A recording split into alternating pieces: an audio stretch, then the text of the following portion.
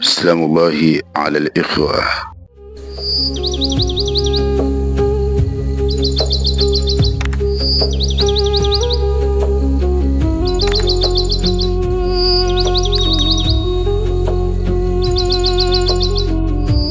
Tukiwa katika mwendelezo wa masomo yetu ya namna ya kujifunza kuzungumza lugha fasaha ya Kiarabu kupitia katika kitabu hiki cha Ataul Muqit fi Taallumi wa Taalimi al-Arabiyya, jina la kitabu likiwa na maana ya kwamba ni zawadi ya mlezi katika kujifunza na kufundisha lugha ya Kiarabu.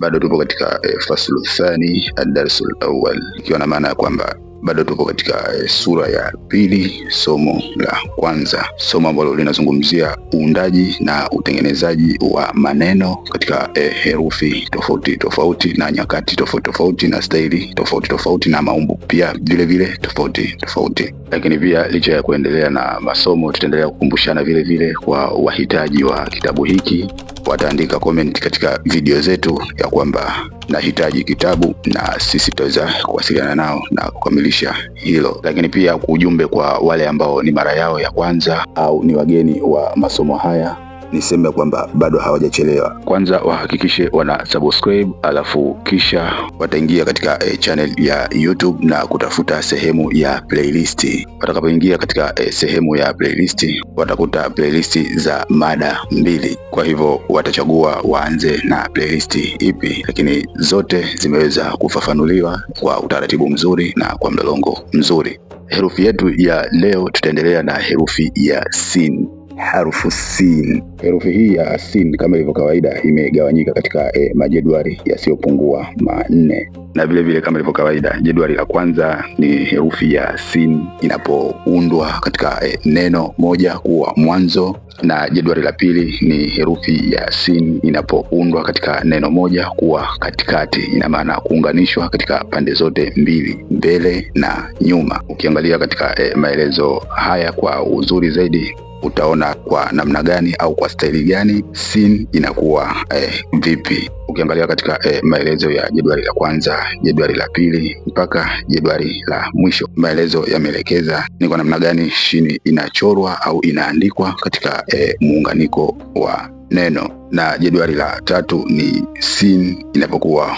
mwisho wa neno lakini ikiwa imeunganishwa, na jedwali la mwisho la sin ni sin inapokuwa mwisho lakini ikiwa haijaunganishwa na neno, kwa maana ya kwamba inaandikwa kama jinsi ilivyo.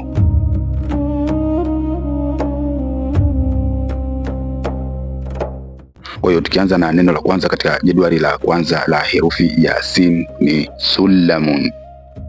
Sulamun.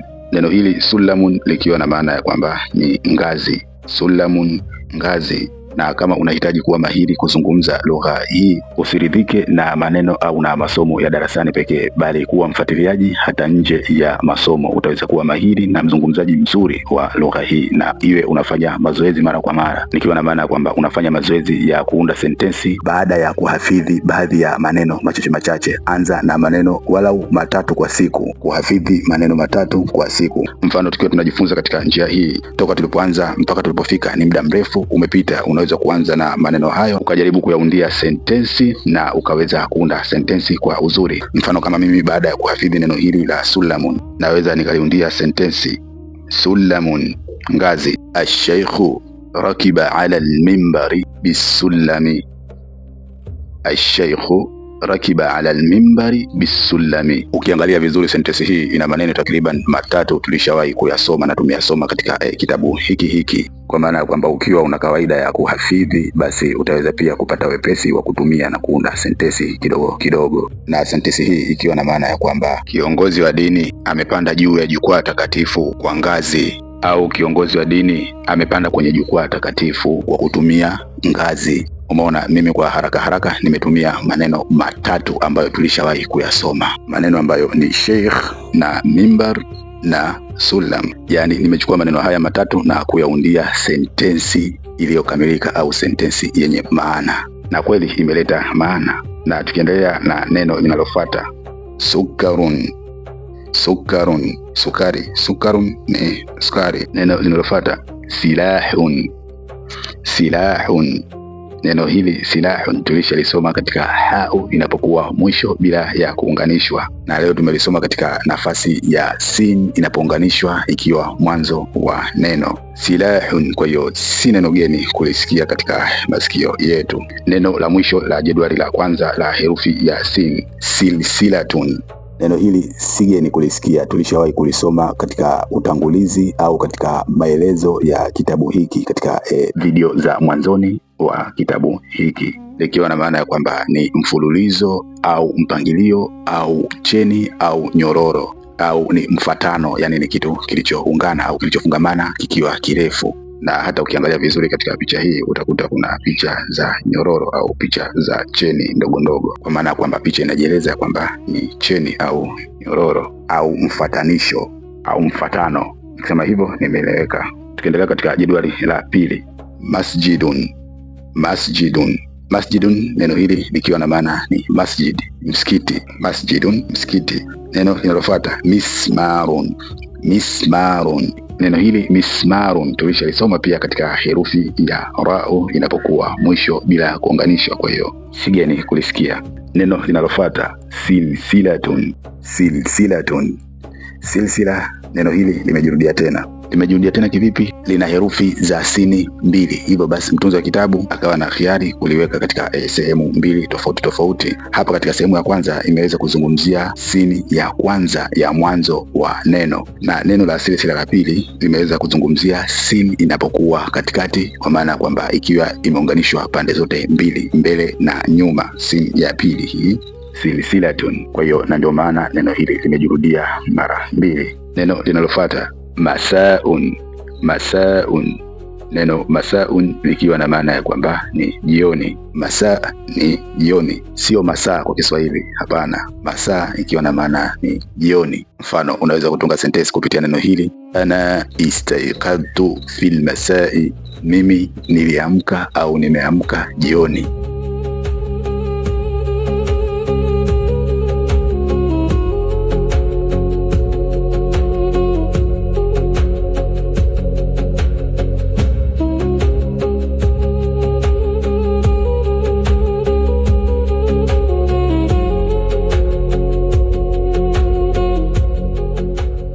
Na tukiendelea katika jedwali la tatu ni sin inapounganishwa mwisho wa neno. Neno la kwanza, taisun.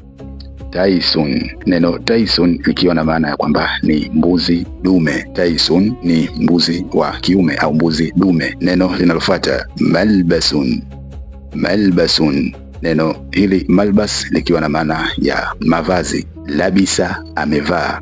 Malbas, mavazi au nguo. Labisa malbasa, amevaa nguo. Neno la mwisho katika jedwali hili, majlisun. Majlisun. Neno hili majlisun likiwa na maana ya baraza au ni sehemu watu waliokaa wanazungumzia jambo fulani. Baraza, nikisema baraza inafahamika ni kitu cha aina gani. Tukimalizia katika jedwali la mwisho la herufi hii, neno la kwanza ni kasun. Kasun, kombe au kikombe. Kasun ni kikombe. Mfano kama katika mpira, kombe hili la dunia linaitwa kasul alami, kombe la dunia au kombe la ulimwengu. Na tukiendelea na neno linalofuata, rasun, kichwa. Rasun, kichwa. Neno linalofuata, fasun, shoka. Fasun, shoka. Neno la mwisho la herufi ya sin katika jedwali la mwisho la herufi ya sin, adasun. Adasun. Neno hili adasun likiwa na maana ya dengu. Adasun ni dengu, ni aina ya nafaka hii, dengu.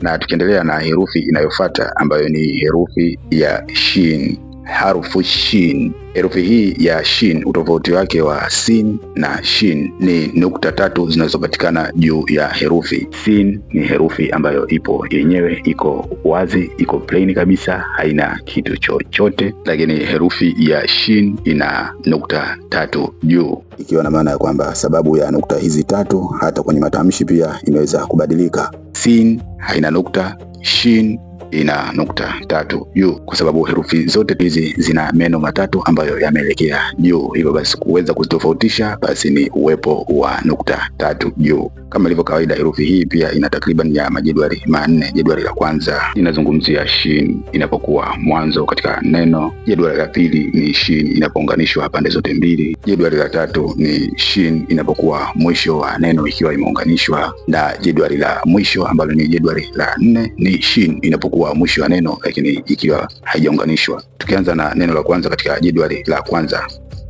shurukun. Shurukun.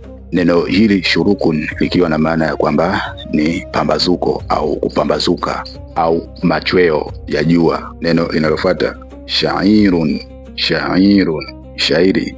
Shairun ni shairi, lakini shairi hii si shairi ile la kuimba kama mziki au kama kasda, hapana. Shairi hii ni aina ya nafaka kama vile dengu, mchele, choroko, kunde na mfano wake. Shairi ni aina ya nafaka kama vile ngano. Neno linalofuata shamsun. Shamsun, jua. Shamsun ni jua. Neno la mwisho katika jedwali hili la kwanza, shajaratun. Shajaratun. Neno hili shajara tulishawahi kulisoma katika masomo yaliyopita ya nyuma kidogo, neno ambalo sigeni kulisikia. Tukiendelea na jedwali la pili ni shin inapounganishwa pande zote mbili, mbele na nyuma. Neno la kwanza hishamun. Hishamun. Neno hishamun likiwa na maana ni jina la mtu kama vile Muhammad, Ahmad, Musa, Isa na mfano wake. Neno linalofuata ushbun. Ushbun. Neno ushbun likiwa na maana ya majani madogo madogo au nyasi. Ushbun ni nyasi. Neno linalofuata mishmishun.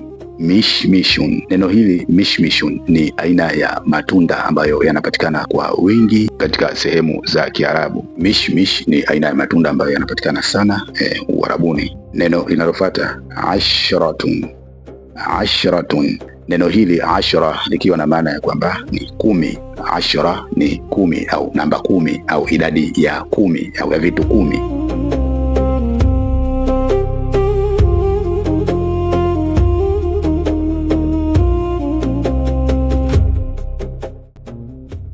Na tukiendelea na jedwali la tatu la herufi hii ya shin, ni shin inapounganishwa mwisho wa neno. Neno la kwanza mishmishun. Mishmishun. Neno hili mishmishun limeweza kujirudia kama lilivyojirudia neno la silsila katika herufi ya sin. Jedwali la juu ni mishmish ya shin inapokuwa katikati, inapounganishwa pande zote mbili, namna inavyokuwa, na jedwali la chini ni mishmish ya shin inapokuwa mwisho na ikiwa imeunganishwa. Kwa hiyo mishmish hii ni shin inapounganishwa mwisho wa neno. Neno linalofuata rishun.